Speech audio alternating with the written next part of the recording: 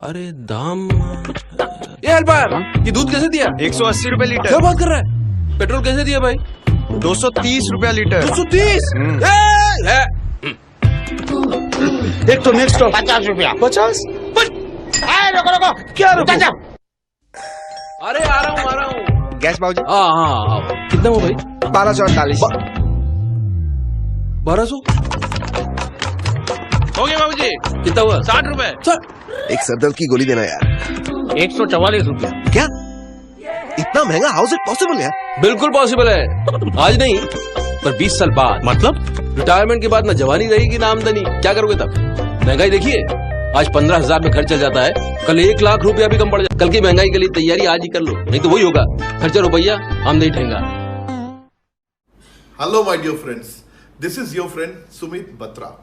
दोस्तों, अभी जो वीडियो आपने देखी है, मैं जानता हूं कि आप में से कोई नहीं चाहेगा कि महंगाई इस तरह से कभी बढ़े और ऐसा कभी हो, मगर ऐसा हो रहा है और आगे भी जाकर ऐसा होने वाला है। याद कीजिए या फिर अपने किसी बुजुर्गों से पूछिए या गूगल का इस्तेमाल कीजिए। सन 1940 में 1940 में इंडिया में एक परिवार को चलाने का जो खर्च होता था वो लगभग 10 रुपए होता था। 1960 में 20 साल के बाद कमाई बढ़ी, लेकिन खर्च में एक जीरो और ऐड हो गया, यानी अब खर्च 100 रुपए महीना हो गया। 1980 यानी 1980 में कमाई फिर बढ़ी, लेकिन खर्च और बढ़ गया, अब एक जीरो और बढ़ गया और अब एक घर को चलाने का जो खर्च था वो लगभग 1,000 रुपए महीना हुआ करता था। 20 साल बाद सन 2000 में कमाई बढ़ी होंगी, जरूर बढ़ी होंगी, लेकिन खर्च और बढ़ गए, अब एक जीरो और बढ़ गया। अब एक घर को, एक परिवार को चलाने का जो खर्च था वो लगभग 1,000 रुपए महीना, 10,000 रुपए महीना हो गया। 20 साल के बाद यानी आज 2020 में एक परिवार को चलाने का जो एवरेज खर्च है वो 1 लाख रुपए महीना है, 1 लाख रुपए महीना। लेकिन क्या हमारी जो इकोनॉमी है उस तरफ जा रही है? क्या हम उस सब चीजों के लिए तैयार हैं? क्या हम तैयार हैं? क्या हम 1 लाख रुपए महीना एवरेज इनकम कमा रहे हैं? जिस तरह से हमारी अर्थव्यवस्था यानी हमारी इकोनॉमी में फ्लक्चुएशन हो रही है, जिस तरह से हमारी इकोनॉमी डाउन जा रही है, दोस्तों, क्या आपको लगता है कि आने वाले समय में जो हमारा यूथ है, जो पढ़ाई लिखाई कर रहा है, इस सपने को लेकर के उन्हें बहुत बढ़िया नौकरी मिलेगी? क्या उन्हें इतनी आसानी से नौकरी मिल पाएगी?